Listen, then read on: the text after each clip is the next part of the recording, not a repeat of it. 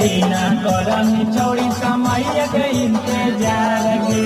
चढ़ल हो जवानी गे छौड़ी कर दे जहार गे बिना करनी छोड़ी समय के इंतजार गे चढ़ल हो जवानी गे छौड़ी कर दे जहार गे नवादा से नदानी ले लियो चंडीगढ़ से चलिए गे नवादा से नदानी ले लियो चंडीगढ़ से चलिए गे काजीगंज के लगैले गजरवा लगा तो नहीं नजर बिना करनी छोड़ी समय के